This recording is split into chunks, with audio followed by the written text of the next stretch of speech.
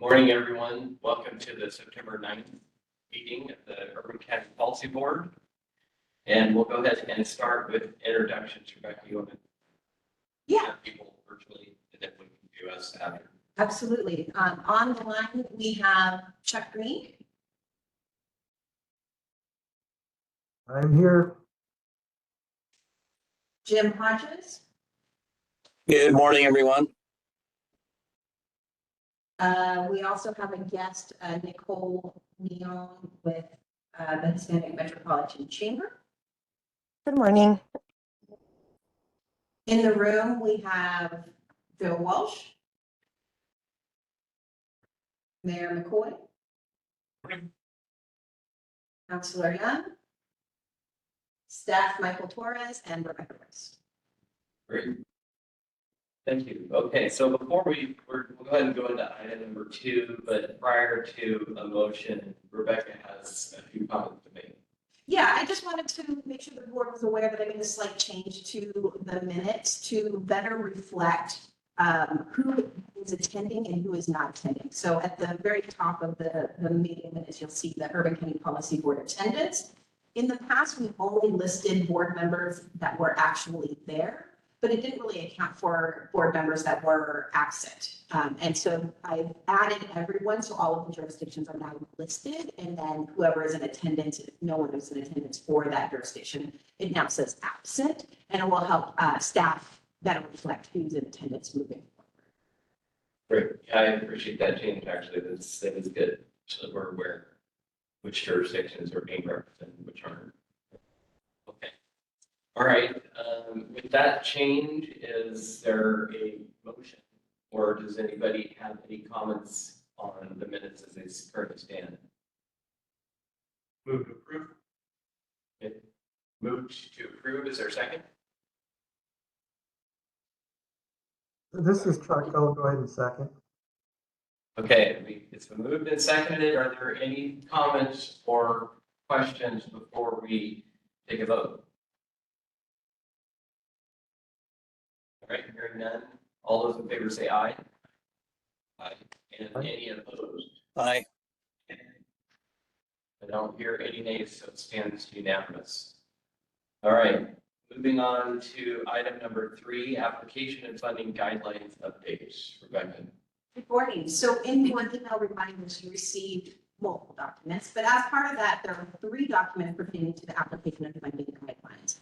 One document is an overview of the changes that we would like to make to the application and funding guidelines. This is a document that the Urban County Policy Board uses to kind of guide the application process and how we handle different types of applications. And so it's like a general overview guidance document for you guys. It has not been updated until since 2016. And we noticed that there were quite a few things that were just not really how we've been doing business, how we've been doing our application process. A lot of the changes are from or just word choice, reorganization of what information is being provided, and minor updates. So in your meeting packets, you will see this document that just gives you an overview. I hope everybody takes in information differently. So the 3 versions that you see are one, a tracked version change. So it's got a lot of red in it because it's showing all of the changes to the document.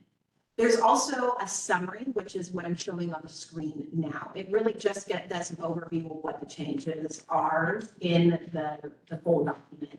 And then the final document is if you were to accept the changes that we have proposed, then this is what it will look like. So making sure that everyone's learning style is accounted for in the changes. We know that there's quite a few changes. So I just wanted to go over some of the bigger ones that we have proposed for the document for you.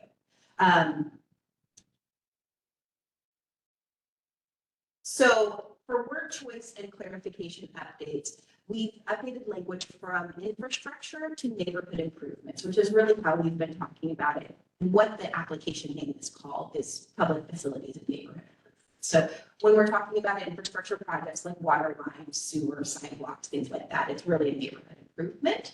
And then we changed social service to public facilities. Again, a term that we've been using. Social service was one that we had used quite a while ago.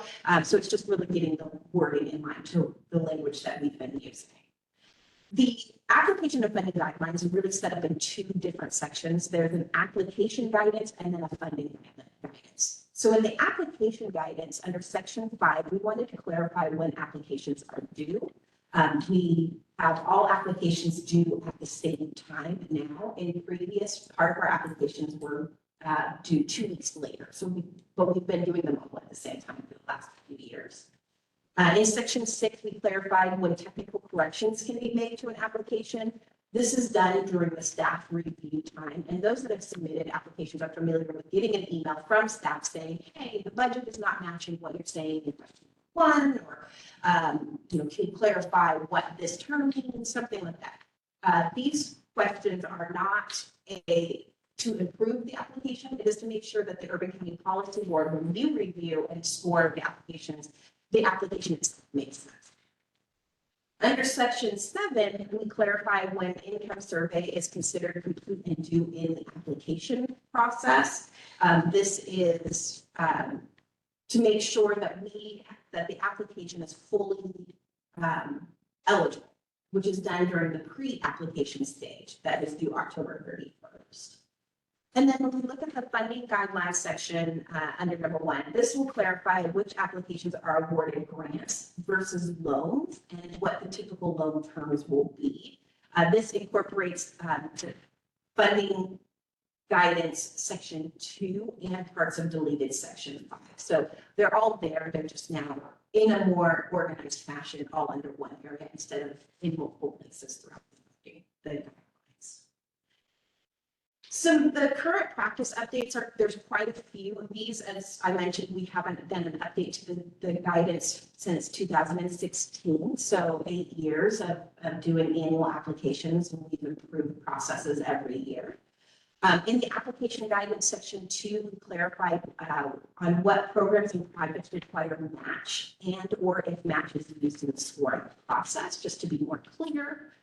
Although the overall home program requires a 25% match, it is difficult for TIGRA programs to meet this requirement, so we've removed that requirement there. And the county has not required match in the last several years for the TIGRA program, so it's just getting us back in line to what our actual practice is. And also, we get a lot of match to meet the program requirements for home, that 25% match. We got through the home buyer program and through our multifamily. And we have currently over $7 million in match available to us to use as our program requirement to have. So we have plenty of match that will keep us going for a long time and not requiring match within the TIGRA programs. Under application guidance section 3, this just breaks down the maximum amount of funding available for each application type. And I'm going to have a little bit more an action item for this specific component there, so I'll talk a little more about that later. Under application guidance section 5, we deleted this. Although scoring is tied to projects moving quickly, there has not been additional consideration for projects starting in August. So the document currently states that there will be additional consideration. We don't. There is scoring to the timeline for some of our applications, not all of them, but we've never given additional guidance to us. We're not exactly sure where that was coming from, so we removed that. Under the application guidance section 10, we also deleted that. The information under that section is now included in section 3. In the application guidance section 10, we have been doing administrative reviews. They've always been a part of our application process, but they haven't been reflected in the application guidance. So we really wanted to make sure that the application guidance reflects what our current process is. We do an administrative review at the beginning of the application process. So that's now clearly listed there. Under the funding guidance section 4, bullet 2 was removed because it's redundant language, and it's now the main of the application guidance. Section 5 of the funding guidance is deleted because it's been moved up to funding guidance section 1, which gives us the overview of the application timeline. And then we have section 3 has a partial deletion. It talks about contingency funds and that they cannot be used for a new project. It currently states that if there's unused contingency guidelines or contingency funds, then we could put them towards a new project, but that's not true. If we have unused contingency funds, we either put them to an existing project that it needs additional funding for whatever reason, construction costs go up, something like that. But more often it's just carried into the next application round. And we don't fund new projects mid-application or mid-year. It always goes to that. Under Exhibit 1, this received a pretty thorough overhaul.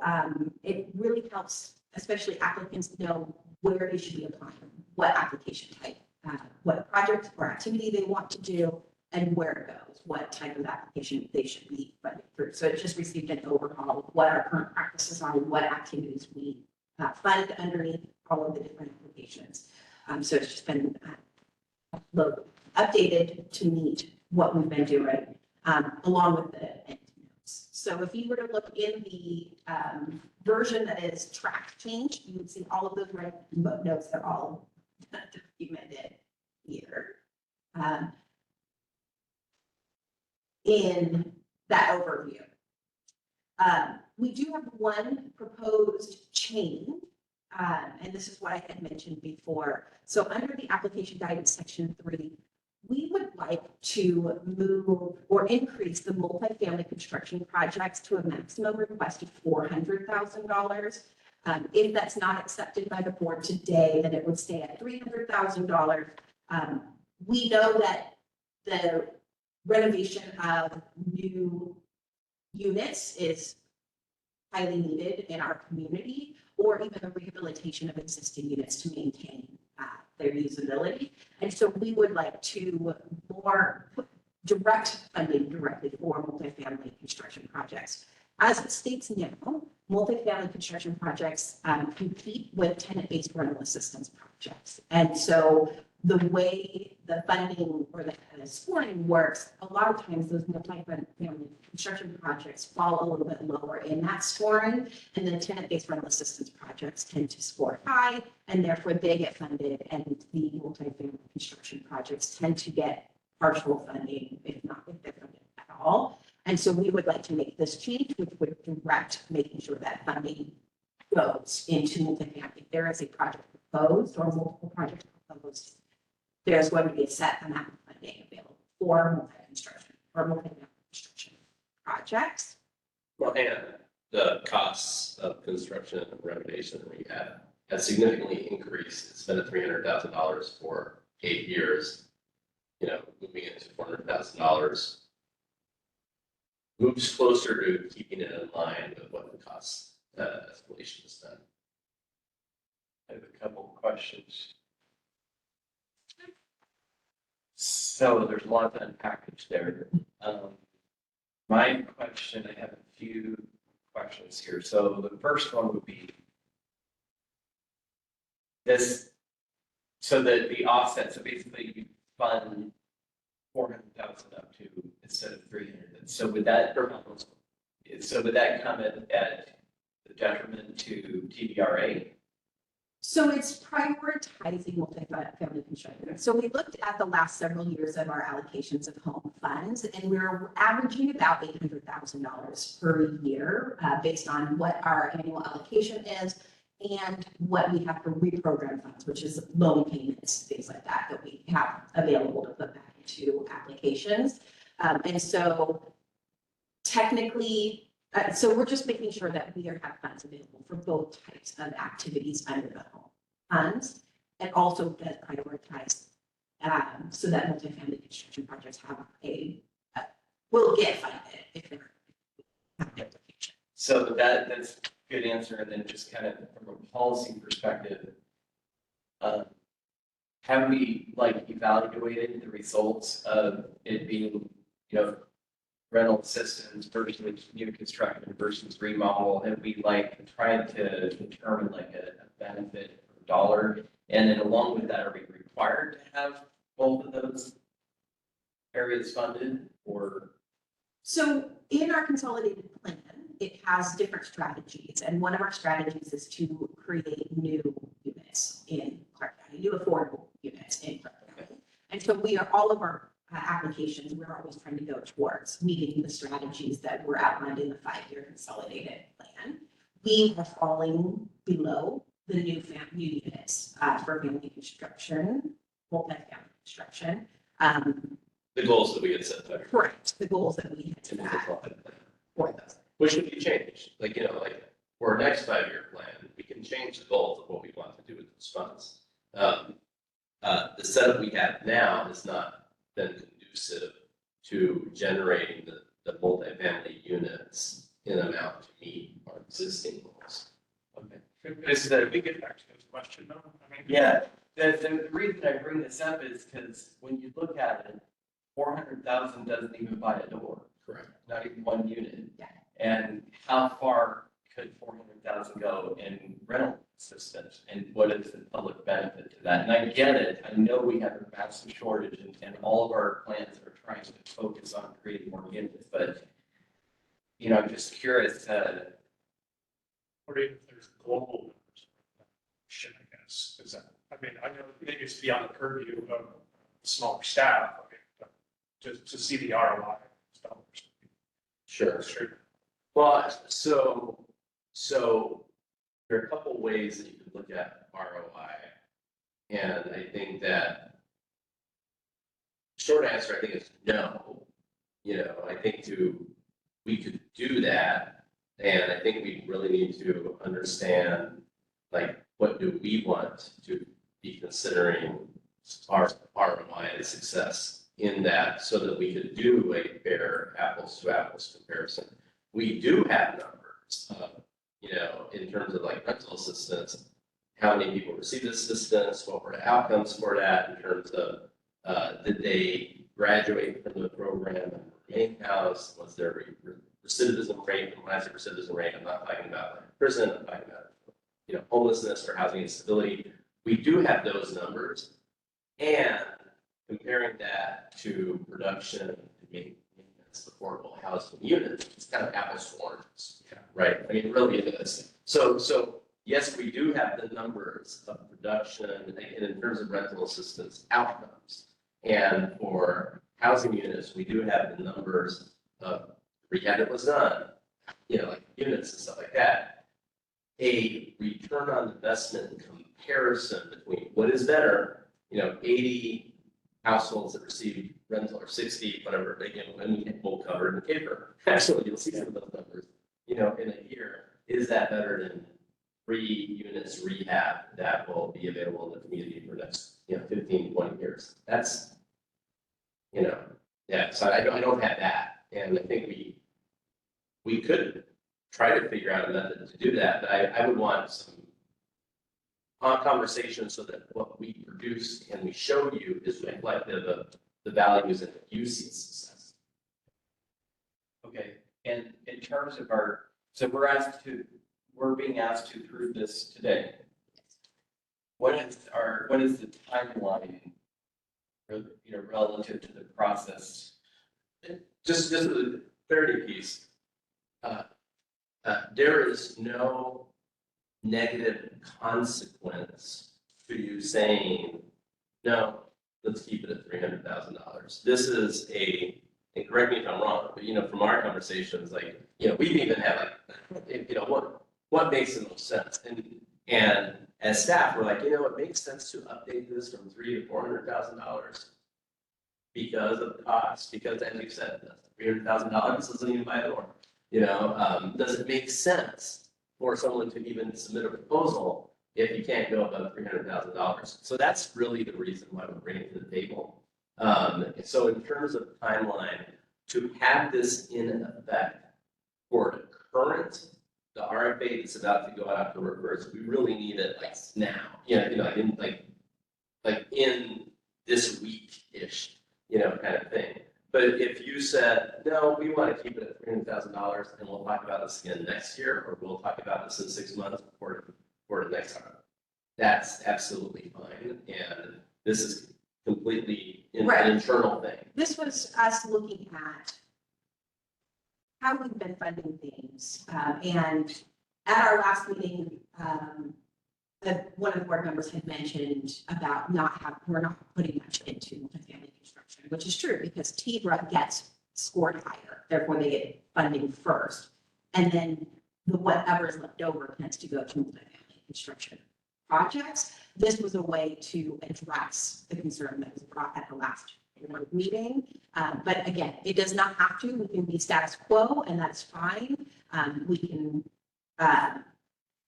do where we prioritize $300,000 first to multifamily construction instead of everybody competing in one pot. We can increase it to 400, keep them and do the separate.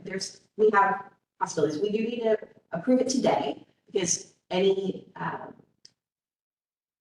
decisions by the board have to be done in an open public meeting, and our next meeting won't be until after the application is released. So we wouldn't want to make any changes.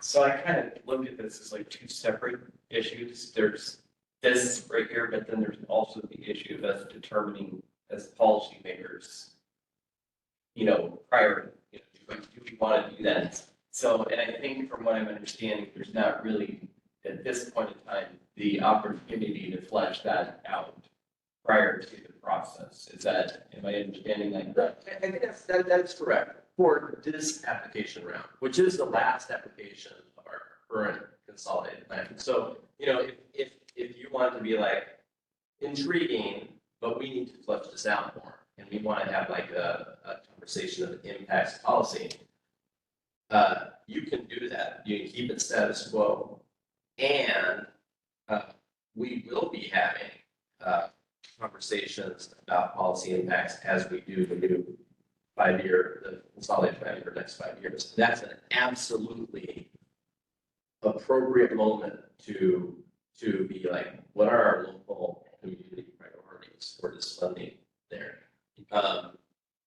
And so either way, like, even if you decided to be like, we're approving this now, there will be a continued conversation about policy priorities for the next 5 years as well. Okay, one final question, then I'll open it up to the rest of the board for questions, is us approving this means we can, doesn't mean we have to. Absolutely, and just to be clear, this staff started this conversation internally after hearing a question from the board, and it's almost like we're bringing to you is more than a conversation point. It is an action item, but it's if you please. There's absolutely no regulatory consequence with HUD.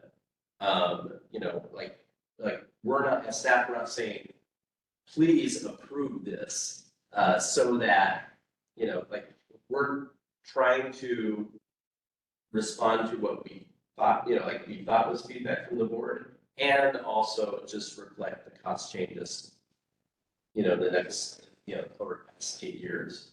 Great. Yeah, thank you. When we were sitting there, I'm just curious about kinds of construction type of applications we might see or we have seen in the past. So one of the most recent ones is Weaver Creek. It's a 100-unit new construction in Battleground. There's designated units for individuals who are exiting homelessness. There's designated units for individuals with intellectual or developmental disabilities. So that's one. One that we recently completed was Mercy Housing, and that it actually has a new name now, but it was in conjunction with Peace Health Northwest, and they Peace Health, the hospital system, that donated land, and then they built multi-housing, and you'll see that in the paper in our consolidated annual performance evaluation report. So we talked about that. That was 69 units that was done. We have funding in line for second step housing to acquire units to become affordable. That would also fall under this. We also had the Vancouver Housing Authority on our campus, actually, Freedom's back. no, Central Park. Oh, that's We just renovated and added one unit to that existing multifamily building, but it was a full renovation of that complex. So that's what we would see. It's multifamily, as long as it is multifamily, can be one of the questions for the acquisition or construction of new units. Which, I don't quite understand the nuance, so I'll defer. TBR and whether that has any negative impact, so I would just need to trust staff on that. But on raising the amounts, the 400, I also don't have any issue with that, but to the same vein, I mean, everything's gone up. So, Correct. so, I mean, I would, why not just do 400 across the board? And I know Mr. Green's on it, he probably knows the answer to this, and I know that when my city sends in applications, there's a threshold that they don't like to go above because it queues extra. Yeah, there's two different thresholds, yes. And one of those is at what? 200,000, so in 2000, $200,000 and 1 penny, section 3 gets kicked in, which is additional reporting requirements.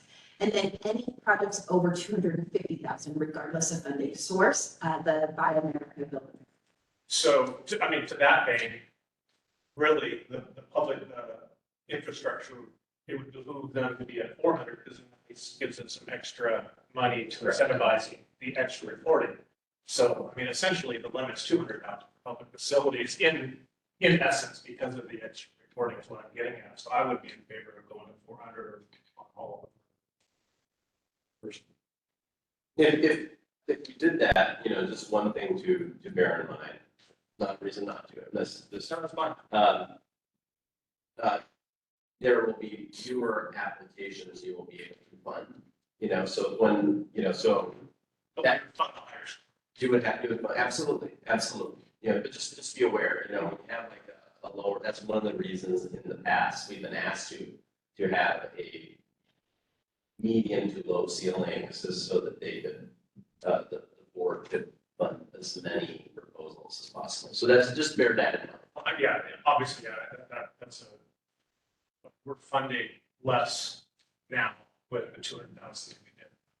So it's really I get it, it's a yin yang thing, but just wonder if that would incentivize some more projects. I know that we're having some cities that are running up against being qualified because they have the low income, like Richfield and Camas. So we already have fewer applicants. So I'm expecting 400,000 makes sense. Is there any other comments? Chuck, I see you turn your video on. Everything. Yes, thank you. I was going to jump in because of what we're experiencing with the infrastructure side. We are now needing to go through an environmental review process, which could be as much as an environmental assessment, which then could introduce mitigation measures that are not currently included in any of our grant requests. So my interest is the 200,000 cap before we start facing additional reporting requirements. Is there some consideration on the infrastructure side of increasing those target amounts just because of the additional environmental review procedures that we were not facing when we actually submitted our applications previous years? And I think that's maybe what Mayor McCoy was recommending, is that we go $400,000 for all application types, which staff is not opposed to. One thing I would make sure that is aware for the small cities that are coming in for those neighborhood improvement projects is the funding that we provide cannot pay for the environmental review process, for the staff's time, the consultants, or any of that. So that is something that does need to come out of the staff's or the city's side of their match. It's considered match into the full project, but even increasing the amount of the award would not mean that there'd be funding available for the assessment, environmental review process, which we are seeing that some of these projects are definitely going to go to an environmental assessment level. And I'll be doing a training at the October meeting, so you'll learn more about what's triggering what that looks like.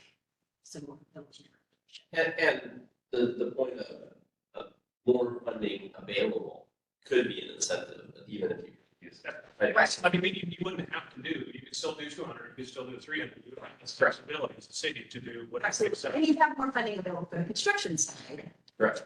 And then alleviate costs for the city side. And I have not talked to my city to know whether they would even, whether they would even afford themselves to that. It was just. Yeah. And it may vary project to project. Yes, exactly. Yeah, so 600,000 for a sidewalk is pretty standard anymore, so. So this is Chuck. My question on this is with these new environmental procedures, there now carries with it a higher probability that there would be mitigation for the project, so my question is, does that fall under construction because it's mitigation for the project itself, or is that still considered something that the jurisdiction needs to bear? It actually, it depends on what mitigation is required. Mitigation during construction, I believe, falls under construction and can be paid for with the community development block grant funds. If it's mitigation before construction begins, there's a question there because we wouldn't necessarily have a contract in place.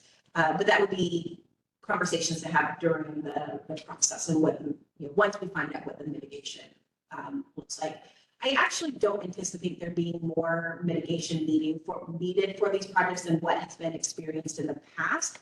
Really what it is the environmental review process itself. And that, if it goes to an environmental assessment level, is significantly more than what we've had to do in the past. So I do see it there. Thank you. Any other questions, comments on that? And Rebecca, would you like to continue or would you like us to make a decision on this right now? No, this is all that I have. I hear 3 motions on the table. One is if the board would like to split out multifamily construction from TDRA so they will have funding available if an application comes in, no matter what. So they wouldn't be competing specifically with tenant-based rental assistance for the full product funds. Motion 2 would be, do we want to increase the application amount and what does that amount look like? And then 3 would be the overall acceptance of the changes to the application and funding guidelines document. Well, are we also having a board motion about, do we across the board change the amount to 400,000? I think it would be just the second motion, would be whatever the motion is. If we do just multifamily construction, if we do all of them, that would be.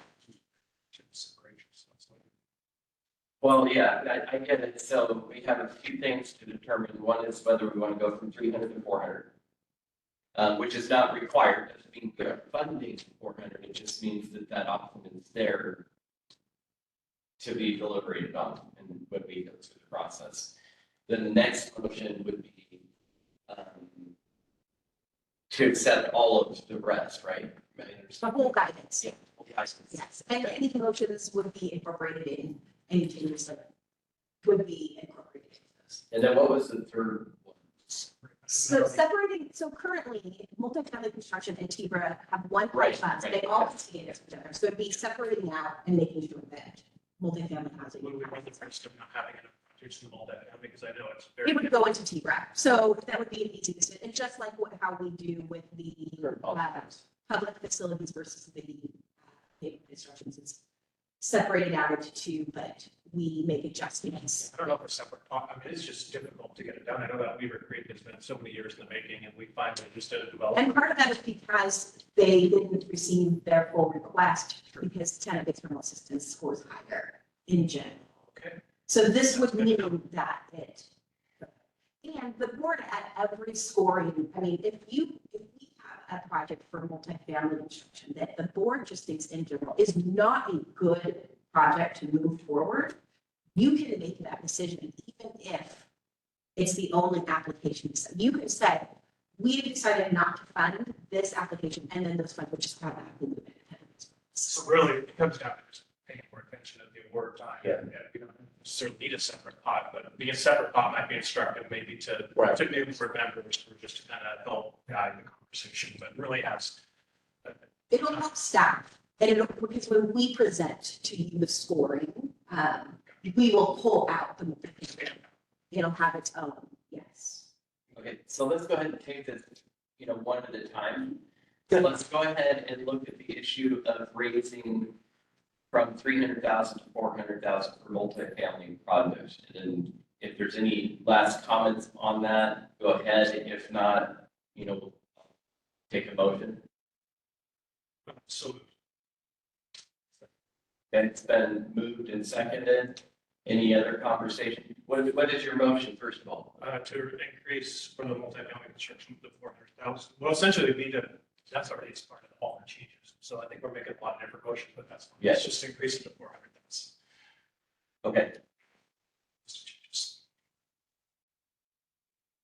okay, I don't hear any comment from the board, so all those in favor say aye.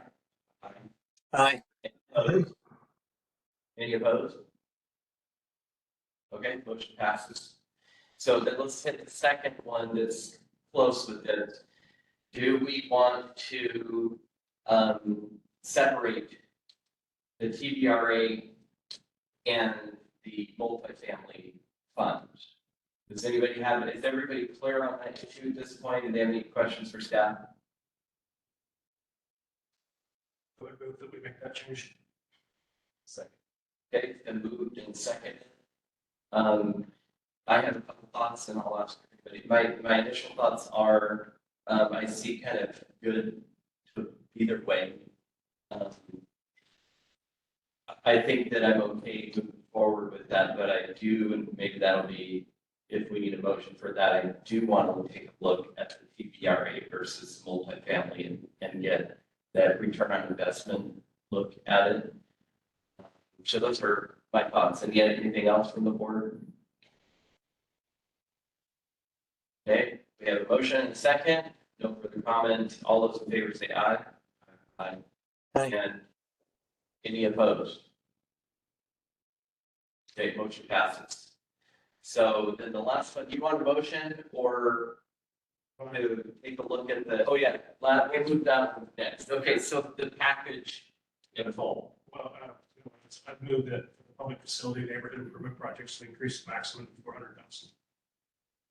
And can I ask a clarifying question? Do you want it just to be the public facility neighborhood improvements, or do you also want to include the asset and economic development? Do you want all applications to be? I was thinking public facility. I'm not familiar with the inflationary pressures on asset and economic development program, to be honest, but I would.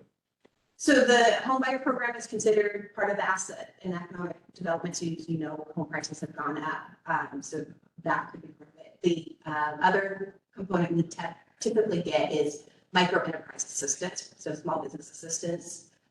Through that, I don't know that that will be as affected by the cost of everything else going up, except for staffing, typical staffing costs. I've seen a lot of pull requests in that program.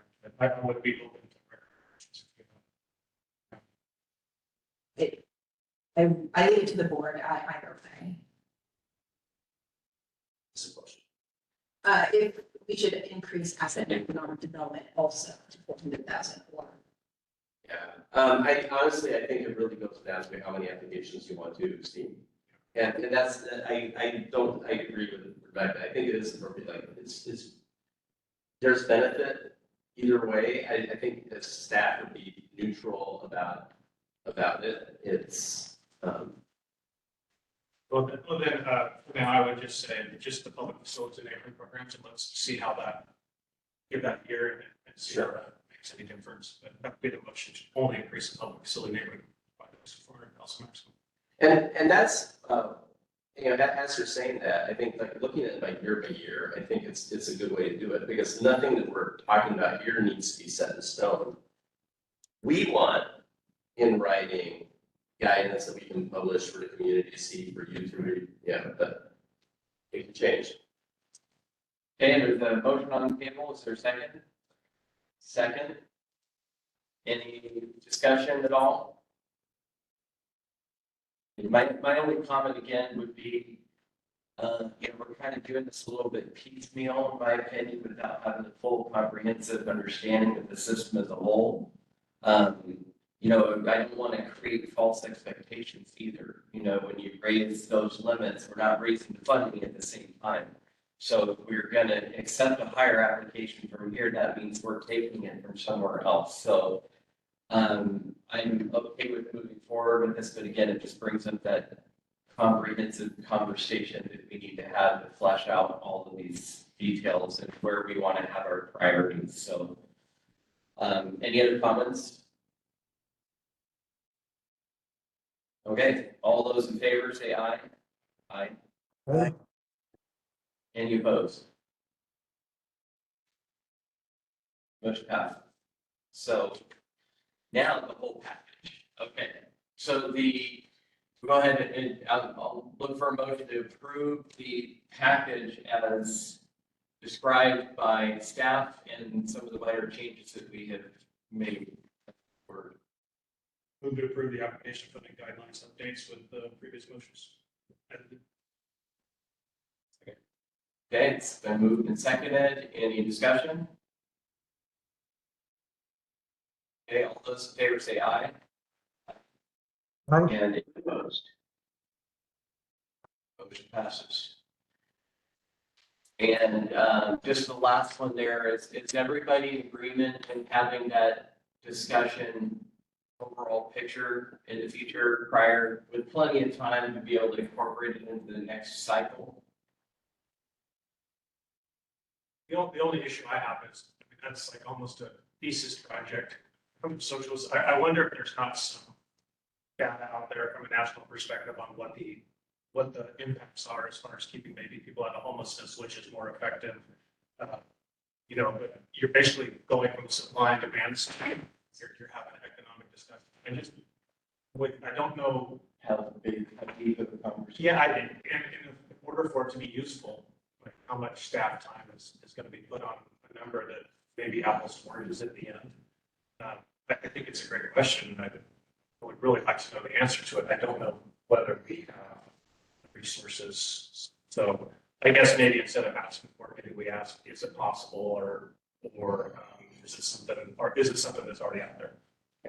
Yeah, we'll start doing some research, seeing what we can find. We're also doing a lot of research for the consolidated plan, so that might lend itself fully into this conversation. I will plan on putting the full conversation on the June agenda for next year, which is after we've gone through the whole application process, and then we have a bit more time to focus in on getting this information. Where you will also have the next consolidated plan done, so we'll have. Sounds good. Any other thoughts on that before we move on? Great. Thank you all. I know that's kind of a robust conversation. Okay, so let's go ahead and move forward to the request for application overview. Yes, so these documents have also seen quite a overhaul from what we've provided in the past, but we wanted to make sure that all of the Urban County Policy Board members had a look at what guidance document we have available and the questions that we have. Really, what we've done is just make sure that all of the information that is needed by an applicant is available in the guidance, rather than having to go into different documents and different locations to find supporting information for the application process. So what you see in the documents provided in the email and what you have before you is the new design of the guidance. There's one guidance for each of the application types, one for public facilities and neighborhood improvements, one for asset and economic development, and one for affordable housing and homes. So they are separated by the application types that we offer. Some general information, applications will be released October 1st. The pre-application will be October 31st. This is standard, what we've been doing as long as I've been here. The full application will be due December 2nd. It's typically December 1st, but we do the lands on a weekend this year, so we'll put it for the Monday following. We have pre-submittal workshops scheduled for October 15th. We strongly encourage applicants to attend this, especially our public facility application and neighborhood improvement applications, because we will be going more in depth on the new environmental review requirements and what that looks like in the application. The pre-submittal workshops will be available virtually in hybrid motion, virtually and in this room here. On October 15th, we will have an hour for each application type, starting with public facility neighborhood improvements from 9 to 10, asset and economic development from 10 to 11, and affordable housing and homelessness from 11 to noon. We also have 2 technical assistance drop-in sessions. These are optional, one right before the pre-application is due on October 28th, and then one before the full application is due on November 25th. But these are not required. They're just for staff to be available if any applicants are having any questions or concerns or issues with submitting their application. Some of the updates that we've made is that we reorganized the questions. So in the past, when applicants have gone in, and I'll focus in on the public facility neighborhood improvements application because I know that's the one that this board is most familiar with. We had our pre-applications questions, which have not changed much in 2 sections, and there's information from the applicant and then some initial eligibility questions. So it's the 2 sections that submitted by October 31st. And then the next sections were broken down into an overall application questions that kind of were really relevant to all types of applications if you were a public facility or a neighborhood improvement project. And then we would break it down into what is going to be infrastructure and what would be a social service application project. Then we also had our timeline and our budget. So we had these multiple sections. This time we have separated it out. So we still have the pre-application section that stays the same. But then you have our neighborhood improvements section, and it includes everything that would be asked in the neighborhood improvements question, from the overview of the project to very specific details about the project. The timeline and budget is all in one section. And then our public facilities, it's the same design, and it's all in this section. We're hoping that it's easier for applicants when they're submitting their application, but also for the Urban County Policy Board when you review the questions. You'll be able to tell more easily that all of these questions need to be scored and these ones don't, based on the application. So that is our goal there. We also are doing more robust questions under the equity section of the application. In the past, some applications didn't answer the equity questions, but at this time, all applications will have equity questions to answer. They will look different based on the activity that they're applying for, but they all have questions.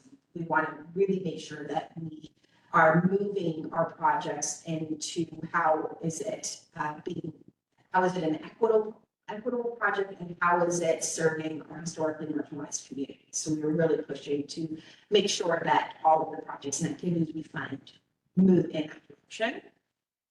There's also several new questions regarding the environmental review requirements for neighborhood improvement applications.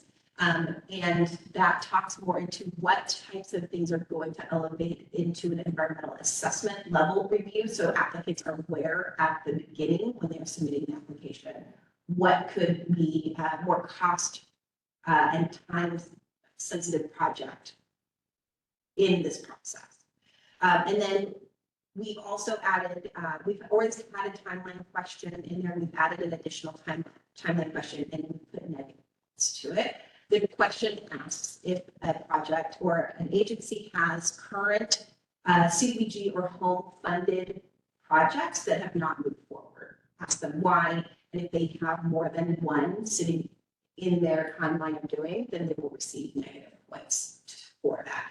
We want to move forward projects that are ready to go. And that's how we're trying to work with the timeliness issue that we've been is really pushing projects that are ready to go. The RFA guidance documents are updated also. So there's just more information provided, and we're going to talk about this, and the application questions are updated to reflect the changes in the. So that is an overview of the RFA, and so you have all of the documents available that you can actually go in and look through all of the questions and see what's there. Those, there have been some technical changes, some minor, very minor changes that have been done since those were submitted to you as we work with Neighborly to update the system, the online system. They're redoing how some questions lay out. But it's not anything in substance that would be worried about. Great. Any questions? Any thoughts? I appreciate the timeline question with negative points in there. We really tried to take feedback we received over the past year and a half and incorporate it into the guidance. So you'll see, a lot of clarification on up to this number of points for this question, and it really tries to lay out the why of the question and what would a good answer look like. And we really want these guidance documents to be used by our applicants. It lays out what we're looking for in every single question, but we also want the Urban County Policy Board to use it as your scoring guidance. It lays out how many points, what you should be seeing. You'll see what the applicant sees, what should be in that question or in that response. And then you'll also see, like, this was what makes up the big question, which you've kind of seen in the past, but it's a little bit more laid out this time. I appreciate the effort as well. We've done a great job since you come in and help assist the board here. And I think the last year was kind of learning experience. This year, we're making some kind of course corrections. I think that next year is going to be perfect for evaluating how some of those changes go. So appreciate that. Okay, ready to move on? Okay, all right, the CAPER, forward to presentation on that. Yes, so every year we have the Consolidated Annual Performance Evaluation Report, or the CAPER. And so this is going to be due to HUD by September 28th. We'll actually submit it by September 27th, 20 plans on a weekend this year. The CAPER does a review of the accomplishments and the spending for program year 2023, which is July 1st, 2023 to June 30th, 2024. So it ended this last June. We have a county council presentation and public hearing scheduled for September 17th at 6 p.m. It's the evening council meeting. So we'll go into more detail on the overview of the CAPER and accept comments from the public. We've also sent this out to be published. It's on the website, and we have put a notice in the Columbian. We've done a news release through the county. We forward this to our stakeholders list. You all should have seen that last week. So it goes to the stakeholders, it goes onto our social media. And so we will be accepting comments from the public through September 23rd, 5 p.m. September 23rd, which will be incorporated into our submission to HUD by September 27th. So I wanted to do just some quick highlights for you of what we found when we went through the accomplishments for program year 2023. So this is just looking at some of the spending. If we look at it for the community development block grant, the home investment partnership program, and then we also had our COVID community development program block grant funds and our home ARPR from the American Rescue Plan. We had some spending through those funding sources. Also, you can see the majority of the funds were spent through the community development block grant program. Nearly 3/4 of the spending was there.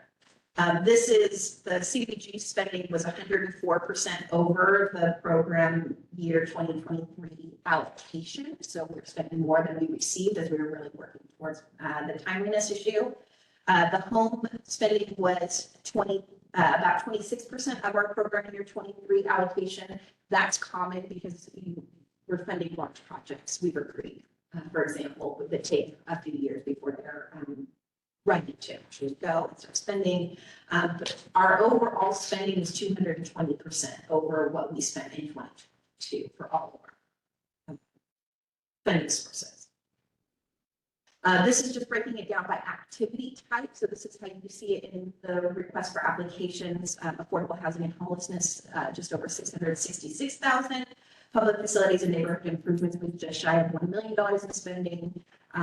Economic development and home ownership was almost $1 billion there also. And then administration was just over $400,000.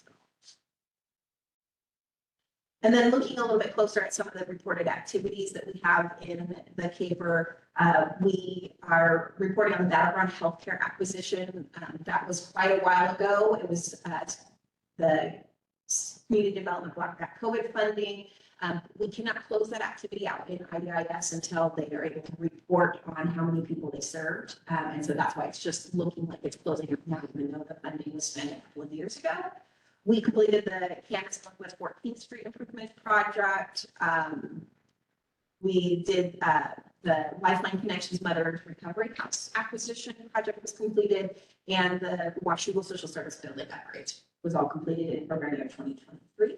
Under asset and economic development, we had the Hispanic Metropolitan Chamber. Actually, 2 of their contracts were completed, so they are almost up to current on their spending in their program. Our homeowner rehab program spends money regularly throughout every year. Mercy Corps was another business assistance program that completed in 2023, and then Proud Grounds Home Buyer Program. There were 6 homes purchased in the program year through Proud Grounds. Under the affordable housing and homelessness, you'll see information about Mercy Housing, which we talked about earlier, Lifeline Connections, in the base rental assistance, Jim Steve, and shares in the base rental assistance program. So those are all reported.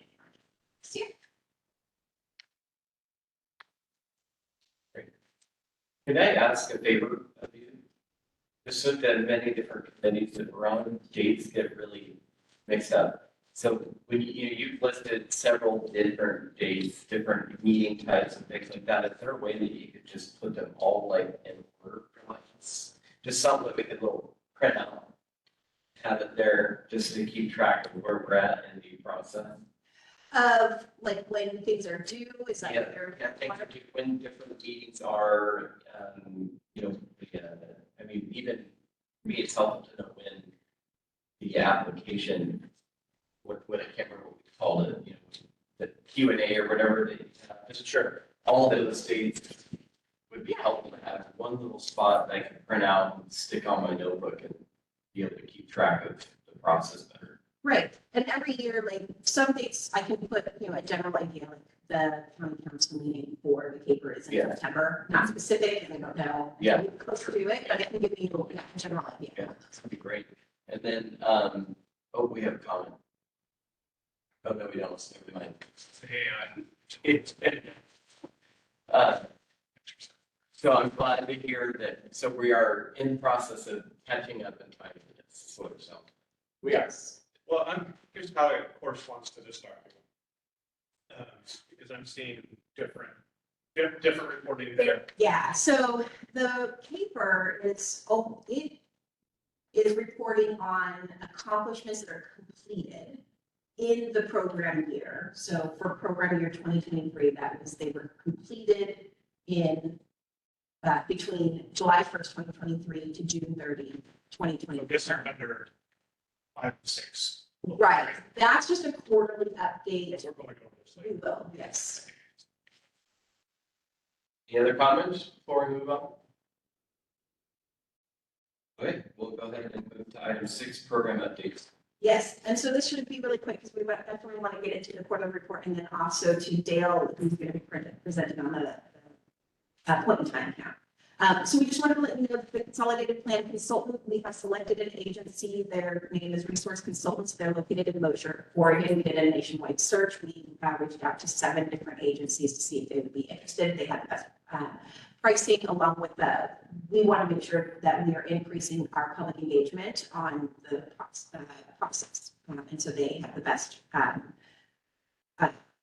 proposal for doing that.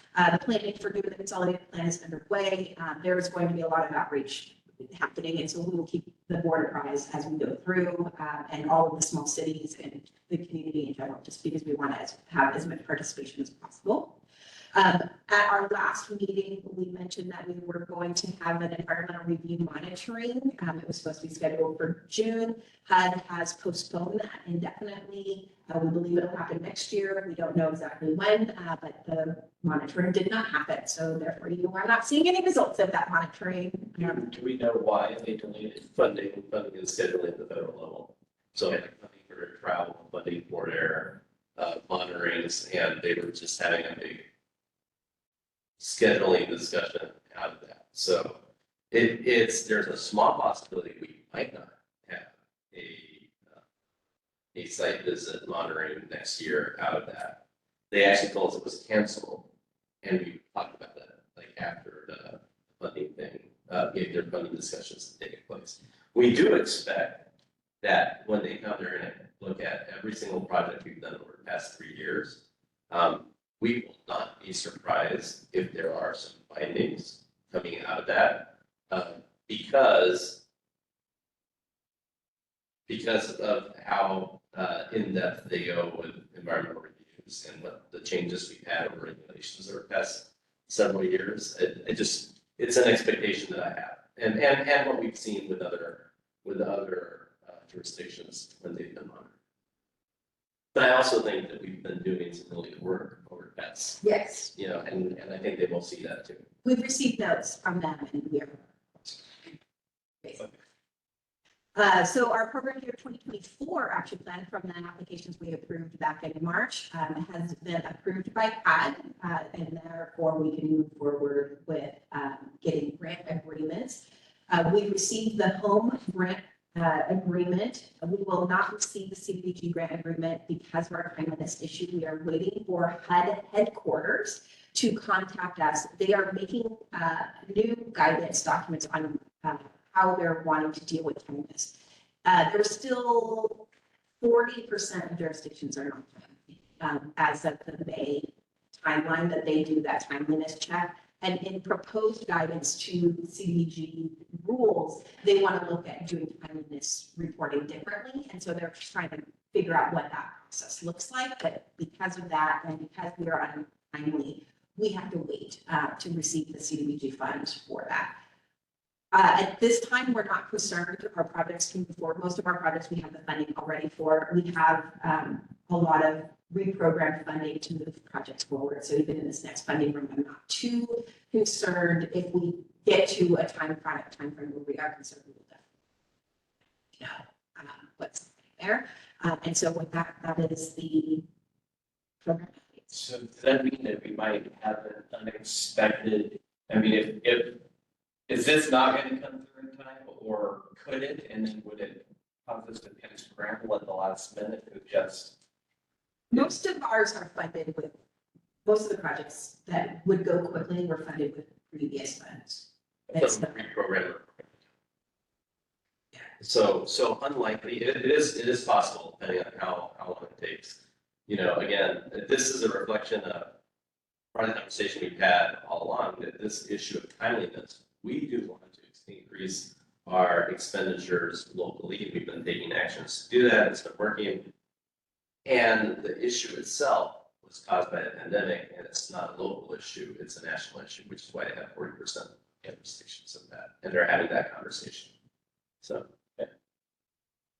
All right. Any questions, thoughts? All right, let's go ahead and move on then. Item number 7, and April to June 2024 quarterly report review. Yes, so here's your quarterly reports for all of the projects that are happening right now. Most of the projects for the public facilities and neighborhood improvements haven't, there's not been much change. We're moving forward. There's been a lot of progress with G Creek and the design and the environmental review process, but it's still not going into construction quite yet. Same with the battleground Northeast First street sidewalk projects. So we are moving those forward. What has completed is the Washington Social Service and the Council for the Homeless Housing Solution Center projects. That didn't show in the CAPER because for that project, before we can close it out, we need to see how many people they've assisted. So that project actually stays open for about a year, and then we'll do a final report and it'll close out for program year 2024. But that project, the acquisition itself is complete. When looking at our asset and economic development programs, those are all moving forward. The Hispanic Metropolitan Chamber, as I mentioned, they have completed their 2022 allocation. They are now spending their 2023 allocation. They will have that spent by the end of this year, so by the end of December, and then they will be back in time frame of what we asked for our programs, which is the calendar year following the award of the project. So they are moving forward with that. The other business assistance program and homebuyer assistance programs that were funded this year will start in January, and the contracts will be drafted in the next months. And then looking at our affordable housing and homelessness, as we know, River Creek is waiting for final funding, and they are hoping to start construction early next year. Second Step Housing, I am waiting to hear from the executive director on if they received the other funding they wanted to move forward I will be finding that out before we open applications, so I know if those funds need to be reallocated into this next application round. And active base rental assistance programs are moving forward. As mentioned previously, the Salvation Army and YWCA have listed some of the 2022 awards, but they are full swing moving forward, serving, and they have their contract for extended through September of this year. And then the YWCA will move in, they have a 2024 award that they'll start in January along with Share and Lifeline and Janus. But it will start in January. So on the homeowners assistance, you're saying Proud Ground is on, because I'm showing, they show on schedule for 2024, yet they're showing not on schedule for 2022. Right, so they, 2024 would have started in January. They have been working with the Vancouver Housing Authority to find new homeowners to be able to move that project, move those home buyer assistance forward so that they can get caught up with their spending. Hispanic Metro is going to be caught up by the end of this year, so. That's on ground one, makes it 1,000. Right. 23. But then is it just standards, but yes, they're on schedule at the current calendar year regardless if they have unspent the year before? Because to me, that's counterintuitive. If they're behind last year, how can they be ahead this year? Well, it's not ahead, it's just not, I can put it in if that makes more sense. And it seems if they're 3 years behind and spending their allocation, then they show on time for this year. Right. And you'll see that in the application. If they come in for funds, you'll see that they have unspent funds and it'll be in the application process for that. And we've been working with them to get the I mean, it seems, it maybe gives more of a sense of security that project's on time than the previous years. I also don't want to dock them if they are moving fast to get spent because that contract hasn't started. But if the board would prefer an NA because if we don't know yet, then I can do that. That would be my preference.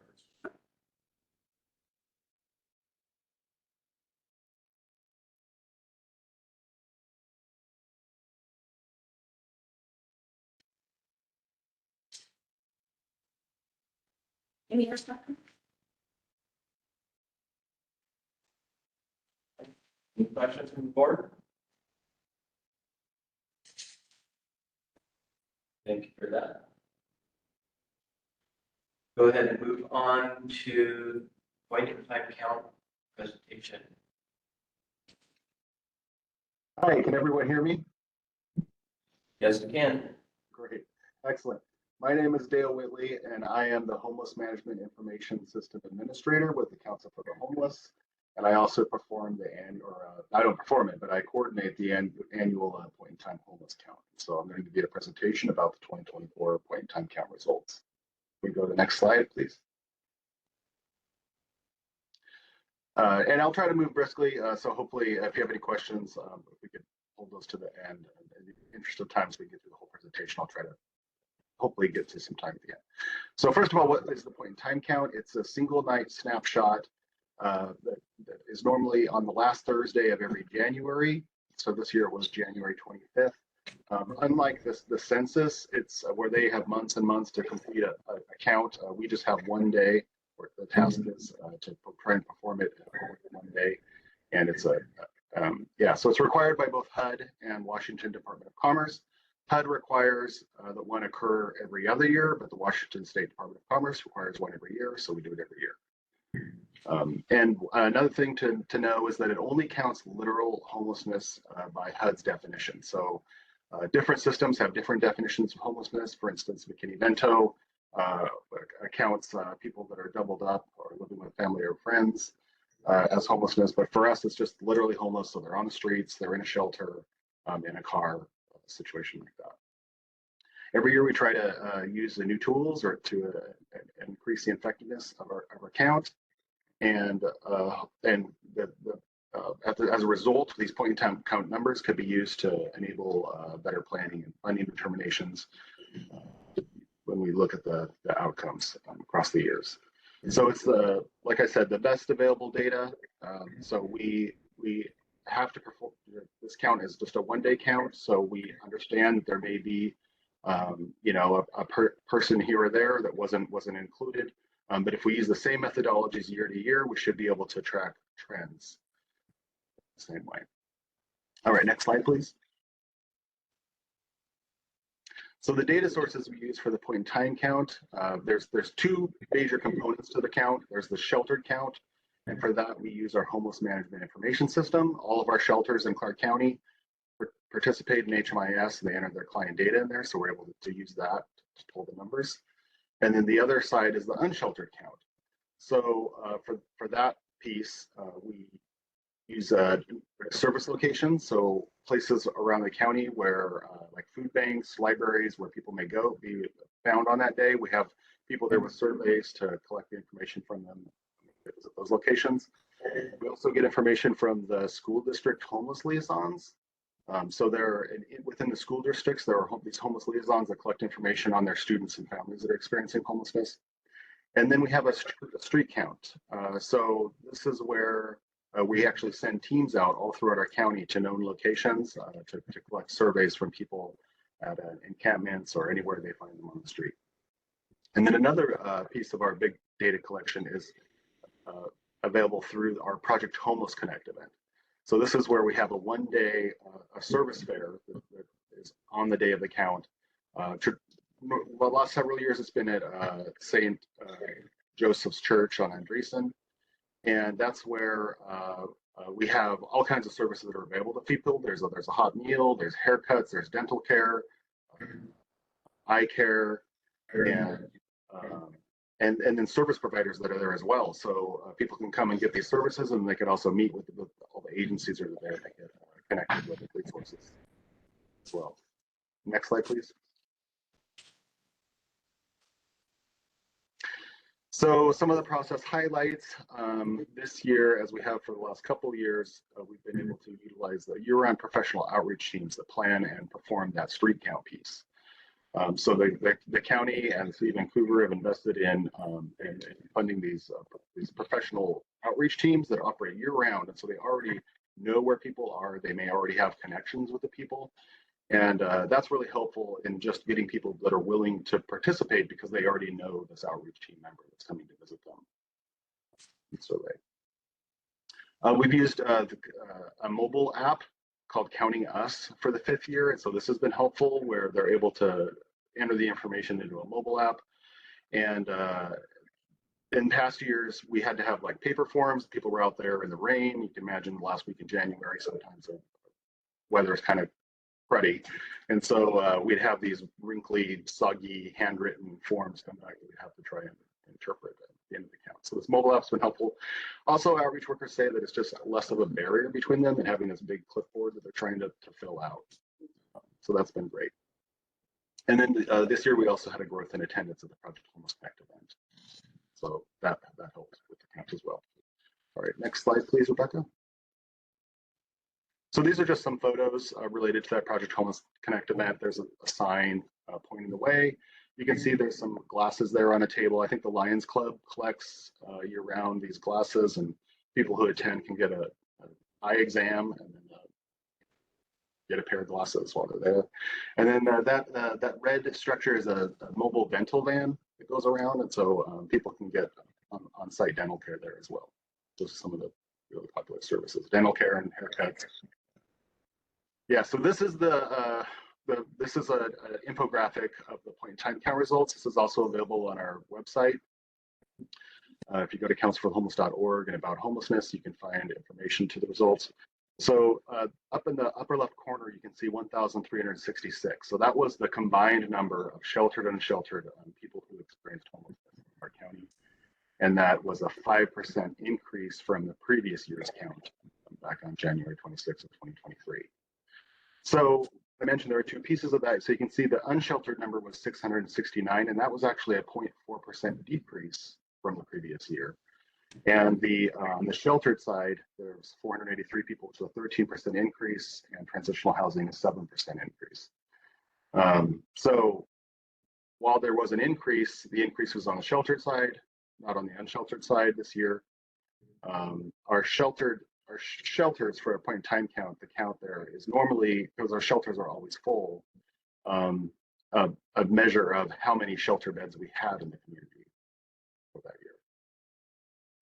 So of those 1,366 people, 42% were women, 56% were men, 323 were chronically homeless, and 98% or 98 were survivors of domestic abuse, and 39% were people of color. And it might be a little small to see, but while 39% of the people in our homeless count were people of color, 19% of our total county population are people of color. So you can see that homelessness affects people of color at a disproportionate rate. All right, next slide, please. So again, overall, more people were counted again in 2024, but it's possible that rate of increase may be slowing. So there was a 5% increase in the total number of people counted this year. And last year, and in 2023, there was a 9% increase. And in 2022, there was a 31% increase from the previous year. So we went from a 31% increase to a 9% increase to a 5% increase. And so that's something we'll continue to track. Next slide, please. Now, there was an increase of the people within the shelter count. So there was a 13% increase in emergency shelter clients. And like I said, that's largely due to increased number of bed capacity shelters. So there were 2 new safe stay shelters that opened in 2024. And those provided shelter for single adults and couples. And there was 7% more in transitional housing. Next slide, please.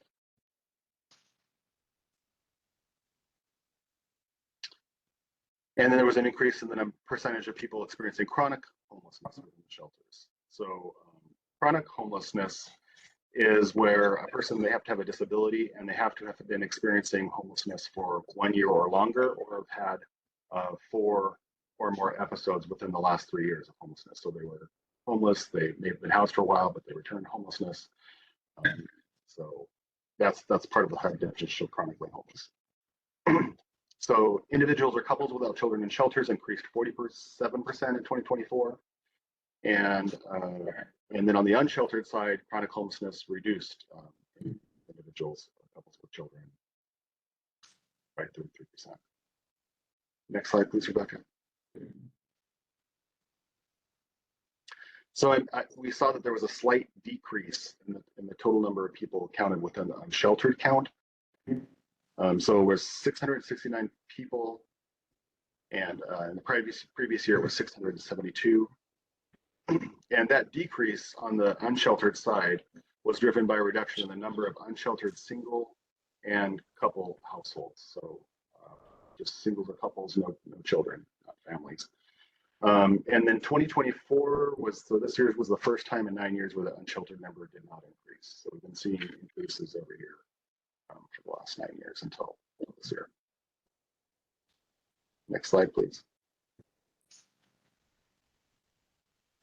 There were more unsheltered families counted in 2024. So on that unsheltered side, the reduction was only for singles and couples, and families actually increased. There were 19 more families with children included in the 2024 sheltered count. And those families were primarily counted through safe parking programs, school homeless liaisons, the Project Homeless Connect event, and food banks. Next slide, please.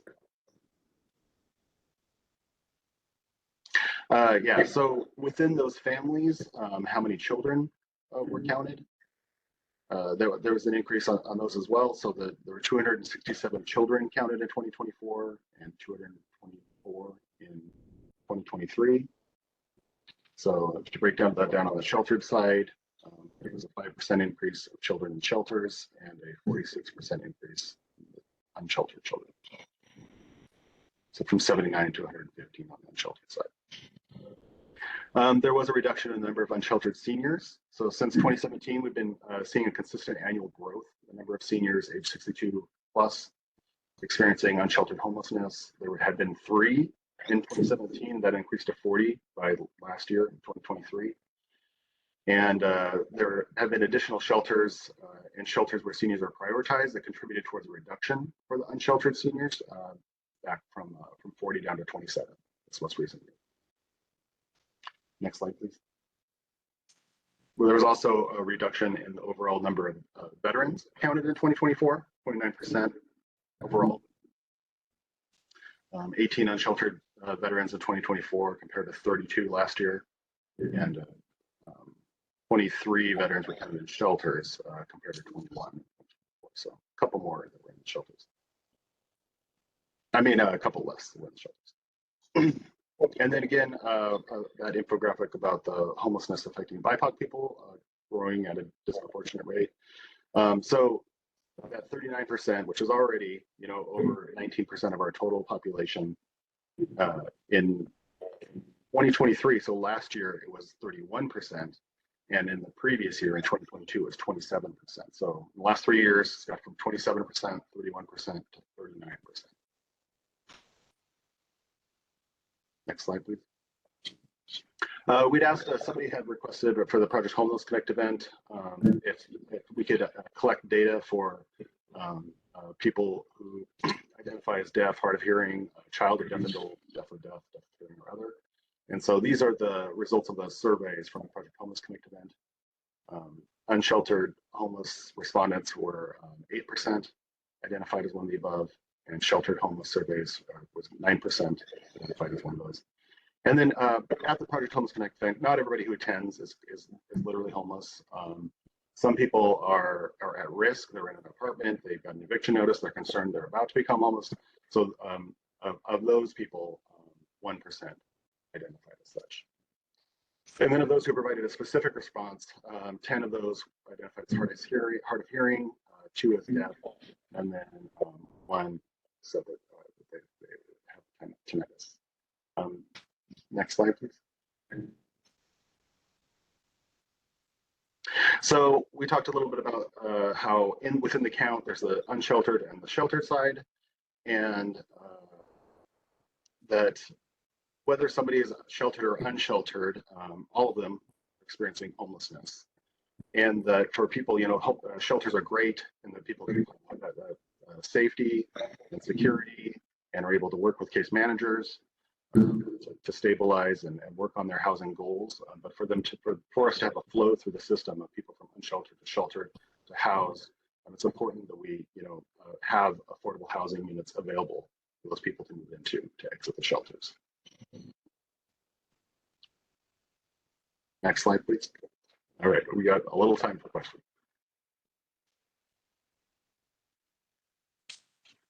Just curious if we have that broken out by location, if we can send that out to the cities that are So we don't have, for the point in time count, we don't have it broken out by cities. We do, as part of our annual system reporting on our website, councilforhomeless.org. Again, if you go to about homelessness, we have a zip code map that'll look for a year. Everyone who from a specific zip code is experiencing homelessness, like how many people were entered during that year, and the zip code, that was their zip code of last residence. So they were housed in the zip code before they became homeless. Yeah, just from, the zip code's bigger than the city limits, just from a city perspective, it'd just be nice to be able to see that, to see any.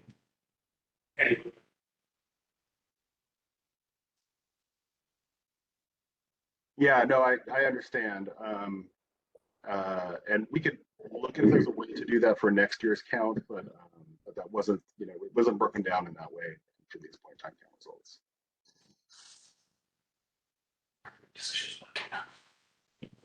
Yeah, that is a good point. I think that is a good data point to separate out so jurisdictions can have an understanding of how they're dealing with the situation specifically. I did have one really quick question. That is, when you do the point in time count, are you collecting people by name? I mean, how are we making sure we're not double counting and we're not missing people? Yeah, so that's a big part of the reporting out. a lot of the work involved with the point in time count is making sure that we are unduplicating people. So we are collecting within the surveys, we're collecting people's names and date of birth information, and then we're comparing that. So like I mentioned, we have the sheltered side, which comes from HMIS, and we have some service location data in there too that comes from HMIS. And then we have these surveys collected through the point in time count app, or possibly through paper surveys if they were done at a library or food bank, things like that. And so we spend a lot of the time to unduplicate, make sure that nobody's being counted more than once, based on the information that's provided from all of those, because they are coming from like 3 different sources, so we have to make sure they're all unduplicated. Okay. And just, I guess we're right out of time, but I'm just hoping that we're able to compare that list last year to identify the new people and, try to study and find out what led to their homelessness and such. But any other quick questions before we close the meeting? I appreciate you coming and making the presentation today. Thank you for having me. All right, well, it sounds like we're good to adjourn today's meeting. Just a reminder that our next meeting will be on Monday, October 14th. Oh, yeah, thank you for catching it. Is there any public comments? You see anybody? Just me. All right, well, we are adjourned. Thank you, everybody, for coming today. Thank you.